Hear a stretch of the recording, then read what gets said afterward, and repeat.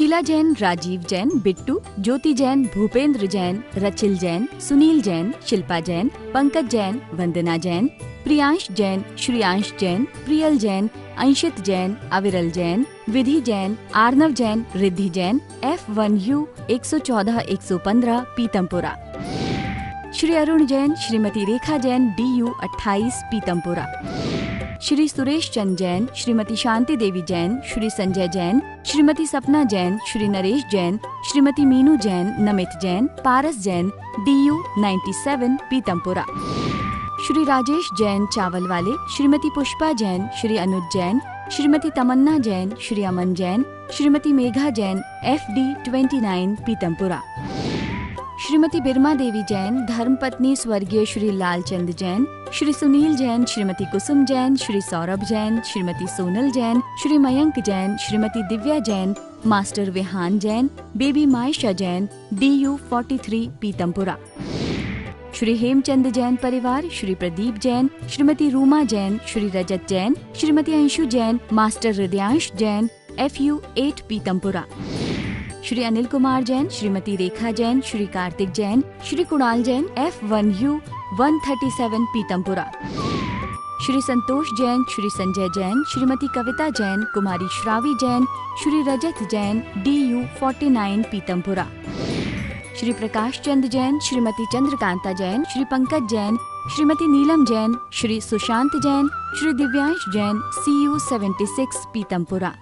जय श्री ओम नमः सिद्धेभ्यः। जय श्री महावीराय नमः। जय श्री परम्पराचार्य गुरुवे नमः। जय श्री उमा स्वामी गुरुवे नमः। जय श्री शांति सागर गुरुवे नमः। जय श्री विद्यानंद गुरुवे नमः। मोक्ष मार्गस्य नेतारं भेत्तारं कर्म भूभृतां ज्ञातारं विश्वतत्त्वानां वन्दे तद्गुणलब्धये। मंगलं भगवान् वीरो मंगलं गौतमो गणी मंगलं कुंद कुंदार्यो जैन धर्मोस्तु मंगलम। तत्वार सूत्र महान ग्रंथ है। आचार्य कुंद कुंद के पट्ट शिष्य आचार्य उमा स्वामी द्वारा यह लिखा गया है। विक्रम की प्रथम शताब्दी अर्थात ईसा पूर्व प्रथम शताब्दी अर्थात 2000 वर्ष पूर्व इस ग्रंथ को लिखे हो गए हैं। और यह ग्रंथ जो है सूत्रात्मक शैली पर है। भाषा इसकी संस्कृत है। अध्याय इसमें 10 हैं, तत्वों का जिसमें वर्णन है। और यह ग्रंथ जो है भगवान महावीर की वाणी का सार है, संक्षेप है, एसेंस है, निचोड़ है। यदि इस ग्रंथ को कोई अच्छी तरीके से विद्वान या गुरु के मुख से पढ़ लेता है तो उसे किसी भी शास्त्र में प्रवेश प्राप्त हो सकता है। इसलिए हमें यह तत्वार्थ जरूर पढ़ना चाहिए। जैसे सभी धर्मों में एक ग्रंथ प्रसिद्ध है, ऐसे ही जैन धर्म में लाखों ग्रंथों में से एक ग्रंथ जो तत्वार्थ जिसका अपर नाम मोक्ष शास्त्र है वह भी बहुत प्रसिद्ध है। माता बहनें लोग रोज इसका पाठ करते हैं और इसकी महिमा आचार्य ने कहा है एक उपवास करने का फल की प्राप्ति भी होती है। आइए उमा स्वामी द्वारा विरचित तत्वार्थ सूत्र जो हम रोज पढ़ रहे हैं, इसमें हमारा जो सूत्र चल रहा था, चौथा नंबर का सूत्र चल रहा था प्रथम अध्याय का, उसके बारे में पहले बोर्ड में समझते हैं और इसकी जो व्याख्या रह गई थी कल उसको आगे पढ़ते हैं। तो तत्वार्थ सूत्र प्रथम अध्याय सूत्र 1 अध्याय का चौथा नंबर सूत्र। जीवा जीवाश्रव बंध संवर निर्जरा मोक्षास तत्वम। ये सूत्र अपन अनवरत 3-4 दिन से पढ़ रहे हैं और इसकी व्याख्या चल रही है। जीव अजीव आश्रव बंध संवर निर्जरा मोक्षहा, सा का विसर्ग हो गया, मोक्षहा तत्वम। ये अंत दीपक है, इसको सबके साथ लगा लेंगे तो इस प्रकार से यह 7 प्रकार के तत्व हो जाएंगे। अपन ने जीव, अजीव, आश्रव, बंध और यहाँ शंबर अपना चल रहा था। आज शंबर निजरा मोक्ष को थोड़ा समझते हैं और इस सूत्र की अच्छी तरह से व्याख्या को अपन सुनते हैं। 7 तत्वों में 2 तत्व जो हैं वो बाधक तत्व हैं, आश्रव और बंध। ये हमारे लिए मोक्ष के लिए बाधक हैं। और शंबर जो निर्जरा, ये दो तत्व हैं, ये मोक्ष के लिए साधक हैं। तो बाधक और साधक, जब तक ये 2 तत्वों के बारे में हम जानेंगे नहीं तो हम बाधक को कैसे दूर करेंगे और साधक को कैसे पकड़ेंगे। तो हमने आश्रव बंध के बारे में समझ लिया कि वो कैसे बाधक तत्व हैं। वो ऐसे बाधक तत्व हैं जो हमारे अंदर आत्मा को परमात्मा होने नहीं देते हैं, ठीक है ना, संसार में ही भटकाते रहते हैं। इसलिए हमने वहाँ पर द्रव्य आश्रव और भाव आश्रव को अच्छी तरह से समझा। इसी प्रकार द्रव्य बंध को और भाव बंध को भी अच्छी तरह से समझा। अब हमको साधक तत्व, जो साधक हैं, हमारी साधना में साधक हैं, हमें सिद्ध बनने में साधक हैं। साधक मतलब जो साधन हैं, बिना साधन के साध्य की सिद्धि नहीं होती है, बिना कारण के कार्य की सिद्धि नहीं होती है। तो साधन कहो, कारण कहो, निमित्त कहो, हेतु कहो, प्रत्यय कहो, ये सब एकार्थवाची शब्द होते हैं। हम सभी 2 साधक तत्व जो बहुत इम्पोर्टेंट हैं और इसे हमें अच्छी तरह से समझ करके उसको अपने लाइफ में, अपने जीवन में उसे आत्मसात भी करना है, क्योंकि इसके बिना मोक्ष जो अंतिम तत्व 7वां नंबर का है वो हमें प्रकट नहीं हो सकता, 3 काल में भी प्रकट नहीं हो सकता। आप खूब मंदिर जाना, बहुत स्वाध्याय करना, खूब प्रवचन सुनना, बहुत पूजा पाठ करना, मुक्ति होगी बिल्कुल जरूरी नहीं है जब तक हम संबर को और निर्जरा को नहीं समझें। क्यों? क्योंकि मोक्ष संबर निर्जरा पूर्वक मोक्ष है, आश्रव बंध पूर्वक कभी मोक्ष नहीं है। आश्रव बंध पूर्वक तो संसार ही है। तो शुभ कार्य भी आश्रव बंध हैं और अशुभ कार्य भी आश्रव और बंध रूप हैं। लेकिन जो शुद्ध भाव हैं, आत्मा के जो शुद्ध भाव हैं, निर्विकल्प भाव हैं, राग द्वेष मोह से परे रूप जो भाव हैं, वो हमारे आत्मा के शुद्ध भाव हैं। और उन शुद्ध भावों से ही संबर होती है, उन शुद्ध भावों से ही निर्जरा होती है, और उन दोनों के निमित्त से समस्त कर्मों का क्षय करके आत्मा का मोक्ष होता है, अर्थात आत्मा परम सुखी होती है, परम आनंद को प्राप्त होती है। अपन ने कल देखा था संबर के बारे में। क्या संबर के बारे में जाना था? शुद्ध भावों से जो परिणाम होते हैं, राग द्वेष से परे जो परिणाम होते हैं आत्मा के निमित्त से, उन परिणामों को भाव संबर कहा। क्या कहा? भाव संबर कहा। और उस भाव संबर के निमित्त से कोई द्रव्य कर्म नहीं आ रहे हैं, उसे अपन ने द्रव्य संबर कहा। तो ये भाव संबर और द्रव्य संबर, इन दोनों के बारे में अपन ने कल अच्छी तरह से समझा था। मतलब रोकना, कर्मों के आने के द्वार को रोकना। ये जो ऐसे परिणाम हैं, उन परिणामों को भाव संबर, और कर्म आना बंद हो गए, द्रव्य कर्म आना बंद हो गए, उसे द्रव्य संबर कहा। आज अपन चलेंगे निर्जरा तत्व के बारे में समझते हैं। निर्जरा, निर्जरा का अर्थ होता है जो जर्जर हो जाए, जो झड़े, जो नष्ट हो, जो वस्तु है उसका अभाव होना प्रारंभ हो जाए, उसका नाम है निर्जरा। ठीक है ना। देखिए, निर्जरा नहीं होगी तो क्या होगा? हमारे पास कोटा बहुत कर्म का बढ़ता जाएगा, और बढ़ता जाएगा तो हमारा काम मोक्ष वाला हो नहीं पाएगा। अभी हमारा तो क्या है, आने का द्वार तो बहुत बड़ा है, जाने का द्वार बहुत छोटा है, जिसके कारण क्या हो रहा है, हमारा अनंत संसार आगे का बनता है। भैया, आपने किसी से 1 लाख रुपए ले लिए उधारी में और उसको फिर चुकाना है, तो आपने क्या किया? किसी दूसरे व्यक्ति से 1,05,000 रुपये ले लिए, मतलब 5,000 का ब्याज लेकर के उसको 1 लाख चुका दिया, तो आपको 5,000 का कर्जा तो बढ़ गया ना। फिर आप किसी और से लोगे, ऐसे बढ़ते बढ़ते बढ़ते कितना कर्जा आपके हो जाएगा। ऐसी कर्म तो हम बहुत कर रहे हैं, आश्रव बंध तो बहुत कर रहे हैं, पर उसको रोकने का संबंध निर्जरा का उपाय नहीं कर रहे हैं। तो क्या होगा? हमारा आने वाला जो संसार है वो दीर्घ संसार बनते जाएगा, अनंत काल का संसार बनते जाएगा। इसलिए इस निर्जरा तत्व को समझना बहुत जरूरी है। निर्जरा तत्व को क्या कहेंगे? यहाँ भी अपन कर्मों के जो है आत्मा की सत्ता में जो कर्म हैं उनका एक एक देश करके थोड़ा थोड़ा करके कर्मों का निर्जीर्ण हो जाने का नाम निर्जरा है। महानुभाव, निर्जरा सम्यक दर्शन से भी होती है, सम्यक ज्ञान से भी होती है और सम्यक चारित्र से भी होती है। जब प्रथम बार हमें सम्यक दर्शन होता है तो उस समय भी बहुत सारे कर्मों की निर्जरा होती है। निर्जरा दो प्रकार की निर्जरा, ये ध्यान रखना। एक तो होती है कर्म की पूर्ण रूप से अभाव हो जाने का नाम निर्जरा, प्रगति का ही समूल नष्ट हो जाए उसका नाम एक निर्जरा। एक निर्जरा कहलाती है कर्मों की स्थिति और शक्ति को घटाने का नाम भी निर्जरा होती है। जैसे एक कर्म ऐसा है जो 50 साल तक अपन को कर्म उदय में आता, अपन ने उसको उठा के 25 साल कर दिया तो इसको अपन निर्जरा कहेंगे। एक कर्म ऐसा है जो हमारा एक्सीडेंट होता तो हाथ पैर टूट जाते, पर हमने उसको कम कर दिया तो मात्र खरोच से काम चला गया, छोटे से ही काम चला गया, तो उसकी शक्ति को अपन ने क्या कर दिया, कम कर दिया। तो स्थिति भी कम कर दी और फल देने की शक्ति भी कम कर दी, इसको भी कहते हैं निर्जरा। लेकिन कर्म नष्ट पूरा नहीं हुआ है, ये बात ध्यान रखना। लेकिन एक ऐसी निर्जरा है जहाँ कर्म ही नष्ट हो जाए पूरा, तो ठीक है ना, वो एक निर्जरा है।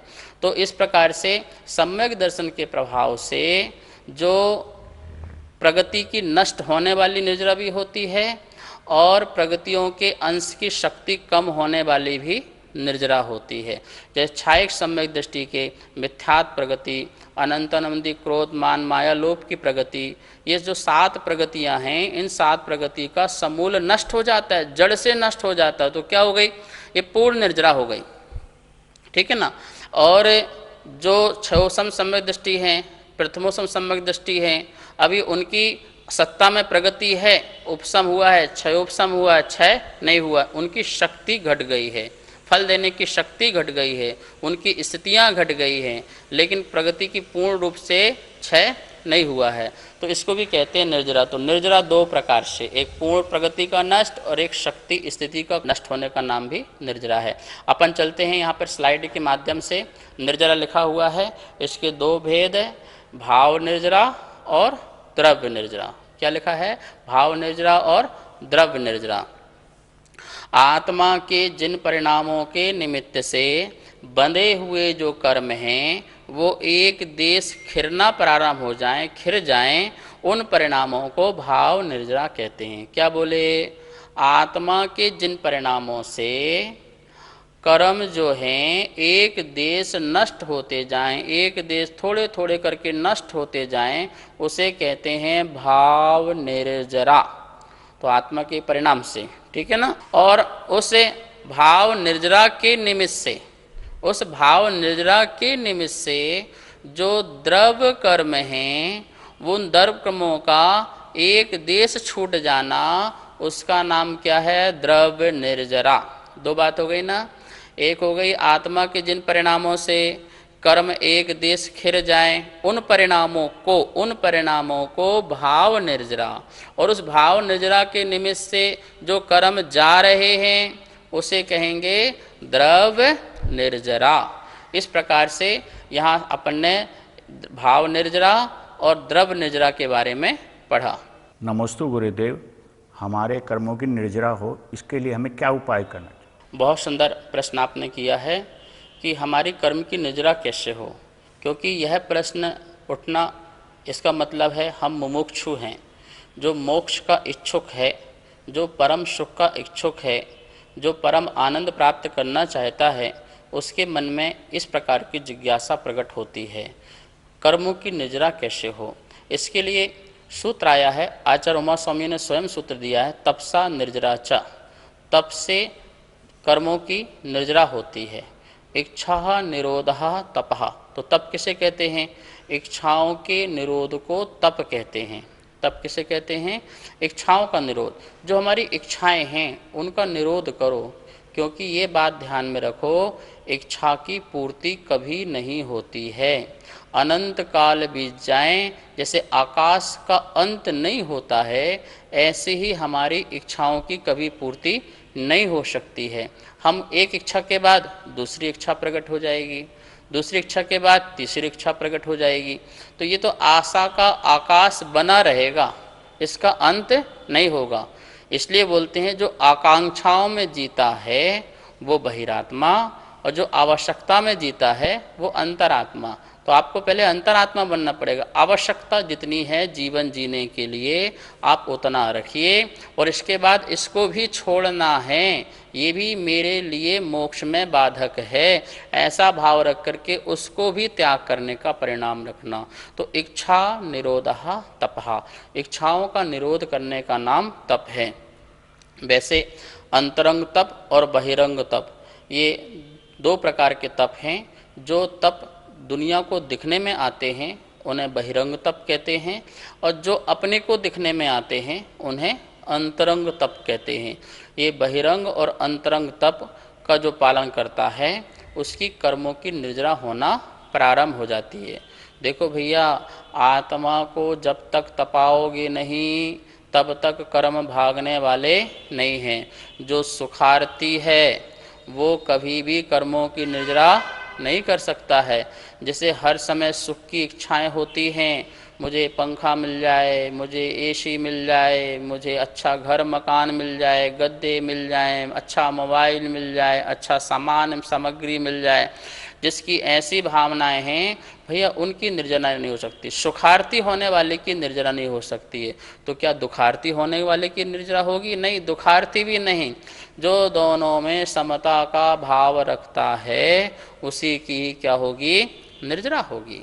लाभ अलाभ, कार्य अकार्य, जीवन मरण, सोना कंचन कांच, इन सब में जो वीतराग परिणाम रखता है उसी की ही क्या होती है? कर्म की निर्जरा होती है। तो हमें इस प्रकार के उपक्रम और उपाय करते रहना चाहिए जिससे हमारे कर्मों की निर्जरा हो, और निर्जरा होगी तो मुक्ति होगी, निर्जरा होगी तो जन्म मरण से छुटकारा मिलेगा, नहीं और कोई दूसरा उपाय नहीं है। जब तप ऐसा करो कि हमारे अंदर जो बैठे हुए कर्म हैं वो निकल के भागने लग जाएं। आजकल के लोग बोलते हैं क्या रखा है उपवास करने में, क्या रखा है साधना करने में, क्या रखा है वस्त्र उतार करके महाराज बनने में। अरे अपना भाव ना प्रधान धर्म है, भाव अच्छे रखो, बाकी कुछ करने की ज़रूरत क्या है। ऐसा नहीं होता है। देखो आपके घर में दूध आता होगा, कैसे गर्म करते हो दूध को? एक बर्तन में रखा, एक पात्र में रखा, गैस चालू की और दूध गर्म होना प्रारंभ हुआ। ये तो आपको ही पता है, मुझे बताने की ज़रूरत भी नहीं है। मैं तो आपसे प्रश्न करना चाह रहा हूँ, बर्तन में रखा हुआ जो दूध है गर्म पहले क्या होता है? पात्र गर्म होता है कि दूध गर्म होता है? पात्र गर्म होता है। जो बर्तन है वो पहले गर्म होता है और दूध बाद में। ये शरीर भी बर्तन है, ये शरीर भी क्या है? बर्तन है। आत्मा क्या है? दूध है। तो सबसे पहले हमें इस शरीर के माध्यम से भी साधना करना पड़ेगी। सामायिक करो, कायोश्वर करो, ध्यान करो, एकासन करो, उपवास करो, काय क्लेश नाम का तप करो, वृत्ति परिसंख्यान करो, खूब साधना करो, इस शरीर को मन वचन काय को स्थिर रखो। ये साधना है। तो ये शरीर तपेगा, शरीर तपेगा तो आत्मा भी तपेगी। तो जब तपेगा तो क्या होगा? कर्म क्या होंगे? भागना प्रारंभ हो जाएंगे। आपने देखा होगा कभी कभी दूध गर्म करने जब रखते हैं तो किसी कार्य में लग जाने से गैस बंद करना भूल जाते हैं, तो बर्तन ज़्यादा गर्म हो जाता है तो दूध क्या होता है? सारा का सारा बाहर निकल जाता है। देखो भैया, इस शरीर से यदि आपने उत्कृष्ट साधना कर ली तो ये दूध रूपी आत्मा शरीर में टिकने वाली नहीं है। ये भी बर्तन से, शरीर के बर्तन से बाहर निकल करके सिद्धालय में चली जाएगी, ये भी मोक्ष को प्राप्त कर लेगी और परमानेंट इस शरीर को छोड़ देगी।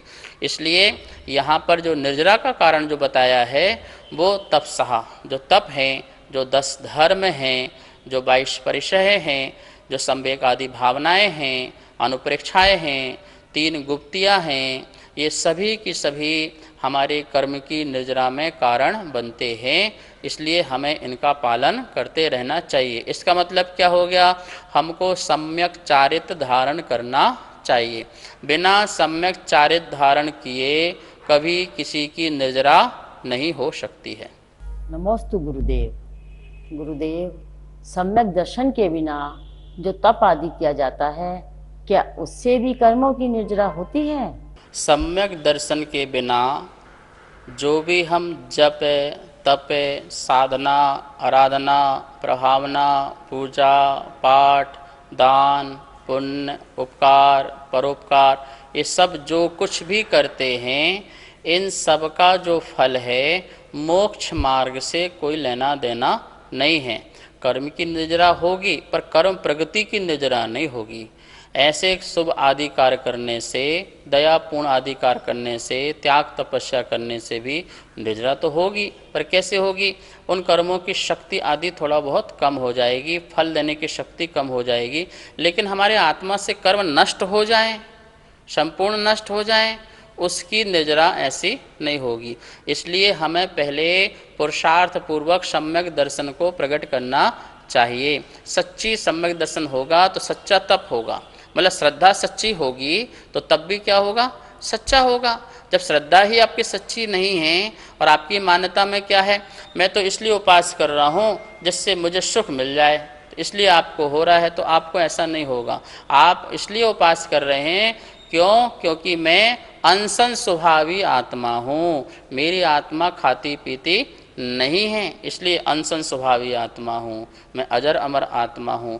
इस प्रकार से सम्यक दर्शन पूर्वक थोड़ा सा भी तप करते हैं तो कर्म की निर्जरा होती है। और सम्यक दर्शन रहित अवस्था में कठोर कठोर उपवास, शास्त्रों में लिखा है करोड़ों करोड़ों वर्षों तक उपवास करो, हिमालय में जाकर के एक पैर में खड़े हो जाओ, ठंडी गर्मी बरसात करो, केस लॉन्च आदि करो, नग्न हो जाओ, लेकिन सम्यक दर्शन नहीं है तो वो सारा का सारा तप जो है वो पुण्य का तो बंधेगा, संसार का सुख तो मिलेगा, शरीर सुख तो मिलेगा, इंद्रिय सुख तो मिलेगा, लेकिन मोक्ष सुख की प्राप्ति नहीं हो पाएगी। अब हम सभी लोग जो 7वां नंबर का जो तत्व है मोक्ष तत्व, जो हमारा प्रयोजन था, जो हम चाहते थे, जिसके लिए हमने ये सब पढ़ा था, जीव क्या चाहता है? सुख चाहता है। सुख इजिकल टू मोक्ष या मोक्ष इजिकल टू सुख। तो जीव मोक्ष चाहता है, इसका मतलब अनंत सुख चाहता है। मोक्ष तत्व क्या है, उसका स्वरूप क्या है? तो मोक्ष किसका होना है? तो 2 प्रकार से मोक्ष होना है भैया, एक भाव मोक्ष और एक द्रव्य मोक्ष। ये देखिए यहाँ पे स्लाइड आपको दिखाई दे रही होगी और इसमें लिखा है भाव मोक्ष और द्रव्य मोक्ष। भाव मोक्ष किसे कहते हैं? आत्मा की जो शुद्ध निर्मल परिणति है, अर्थात अशुद्ध दशा का सर्वथा संपूर्ण नाश होकर के आत्मा की पूर्ण निर्मल जो अवस्था प्रकट हुई है, उस भाव को प्रकट होने का नाम भाव मोक्ष है। भाव मोक्ष क्या है? अपनी आत्मा बिल्कुल निर्मल परिणति पूर्ण वीतरागता प्रकट हो जाए, अर्थात जो मोहिनी कर्म है उन आदि का अभाव हो जाए। समस्त कर्मों का अभाव होने से आत्मा की जो निर्मल दशा प्रकट हुई अथवा आत्मा की जो निर्मल दशा प्रकट हुई उसको अपन कहेंगे भाव मोक्ष। और उस भाव मोक्ष के निमित्त से जो अपने ज्ञानावरण आदि जो 8 कर्म हैं, उन 8 कर्मों का समाप्त हो जाना, नष्ट हो जाना, उसे बोलेंगे द्रव्य मोक्ष।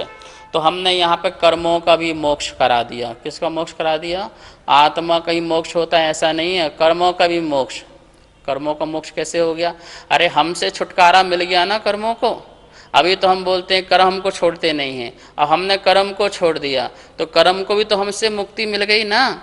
जब कर्म को हमसे मुक्ति मिल गई तो कर्म का भी क्या हो गया? मोक्ष हो गया। और उससे हमको मुक्ति मिल गई तो हमारा मोक्ष हो गया। तो द्रव्य भाव से हमारा मोक्ष हो गया और द्रव्य से कर्मों का मोक्ष मतलब होता है छूटना। मोक्ष में 2 शब्द हैं। कितने शब्द हैं? मोह और छा। मोह और छा। मोह मतलब मोह और छा मतलब क्षय। जहाँ पर समस्त मोह का क्षय हो जाए, क्या हो जाए? समस्त मोह का क्षय हो जाए, उसका नाम क्या है? मोक्ष। सचमुच में किसी जीव को मोक्ष चाहिए हो तो उसे और कोई पुरुषार्थ मत करो, सिर्फ एक ही पुरुषार्थ करो। क्या? इस दुनियादारी से मोह घटाओ, बस। इसके अलावा कोई उपाय मत करो। कर्म अपने आप आएंगे जाएंगे, ये अपना काम नहीं है।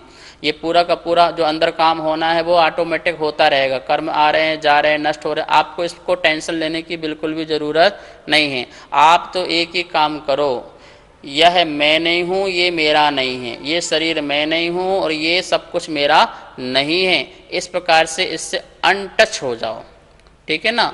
और आप इससे अटैच मत हो, इनसे टच मत हो, इनसे आप लिप्त मत हो, आप इनमें गृद्धता मत रखो और आप बिल्कुल विरक्त साक्षी भाव हो जाइए, वीतराग परिणाम हो जाइए। बस देखिए हमारा मोक्ष पक्का निश्चित, आपकी मुट्ठी में आपका मोक्ष है, परम सुख है। मोक्ष मतलब कोई हमें संपदा नहीं चाहिए। लोग क्या समझते हैं? मोक्ष मतलब बहुत बड़ी विभूति मिलने वाली है। जब किसी व्यक्ति को समझाओ कि मोक्ष में सुख है तो उसे समझाने के लिए आचार्यों ने क्या बोला? क्या सुख है? बोले अनंत सुख है। तो लोग सोचते हैं, लगता है ये जो सुख दुनिया में है ना, इससे और बड़ी भारी भयंकर सुख मिलने वाला है। ऐसा नहीं, निराकुलता नाम का सुख है। तो उस सुख को हम सब लोग प्राप्त कर सकते हैं। नमोस्तु गुरुदेव। गुरुदेव, क्या स्त्री पर्याय से भी मोक्ष प्राप्त कर सकते हैं? आत्मा न स्त्री होती है न पुरुष होती है। इस अपेक्षा से तो मोक्ष तो आत्मा का होता है। कर्मों से दूर हो जाना, अलग हो जाना, इसका नाम मोक्ष है। लेकिन शरीर एक अवस्था है, उस अवस्था के अनुरूप भी कभी कभी जीव के परिणाम होते हैं। स्त्री का जो शरीर है, जिसके कारण वह भय लज्जा को दूर नहीं कर पाती है, और जब तक भय और लज्जा बनी रहेगी तब तक निर्विकल्पता नहीं आएगी, और निर्विकल्पता नहीं आएगी तो मुक्ति की प्राप्ति भी नहीं होगी। इसलिए स्त्री शरीर की जो बनावट है, अवस्था है, इस कारण उससे मुक्ति प्राप्ति नहीं हो पाती है। पुरुष पर्याय की जो बनावट है वो भय को लज्जा को दूर करके निर्विकल्प होकर के साधना कर सकता है। इसलिए स्त्री पर्याय का जो पुरुष पर्याय का जो शरीर है उसके माध्यम से आत्मा मुक्ति को प्राप्त कर सकती है। यही इसका अर्थ है और यही इसका समाधान है। सुनीत जैन, नीरज जैन, विभोर जैन, इति जैन, सर्वांग जैन, चारू जैन, गौरव जैन, दर्श जैन, अनिकांत जैन, कोकिला जैन, कनिका जैन, गौरव जैन, अर्घ्य जैन, नितिका जैन, मयूर जैन, पर्व जैन, अदिति जैन, सामवेद, तिलका देवी जैन, मनोज जैन, उषा जैन, सुनीत जैन, नीरज जैन, अनिकांत जैन, कोकिला जैन, राजीव जैन, वंदना जैन, राजीव जैन, वंदना जैन, वरुण जैन, पूजा जैन, वाणी जैन, श्रीमती कमलेश जैन, धर्मपत्नी स्वर्गीय श्री श्रीपाल जैन, परिवार QU 149C, पीतमपुरा, दिल्ली, श्रीमती आशा जैन, धर्मपत्नी श्री सुखमाल चंद जैन, चावल वाले, श्री रवि जैन, श्रीमती डिम्पल जैन, श्री अमित जैन, श्रीमती मीतू जैन, श्रेय जैन, अर्पित जैन, कनिका जैन, आदित्य जैन, FU 71, पीतमपुरा, दिल्ली, श्रीमती केला जैन, श्री जगदीश राय जैन, श्रीमती उषा जैन, श्री कुलभूषण जैन, श्रीमती प्रीति जैन, श्री संजय जैन, मोनाल जैन, हाद्विक जैन, साक्षी जैन, DU 5, पीतमपुरा, दिल्ली, श्री संजय जैन, श्रीमती रचना जैन, श्री सक्षम जैन, श्री उत्कृष्ट जैन, श्री दीपक जैन, श्रीमती स्वाति जैन, उन्नति जैन, आगम जैन, F1U1, पीतमपुरा, श्री अजय कुमार जैन, श्रीमती सुमन जैन, श्री अभिषेक जैन, श्रीमती दिव्या जैन, मास्टर लवित जैन, BU 101, पीतमपुरा।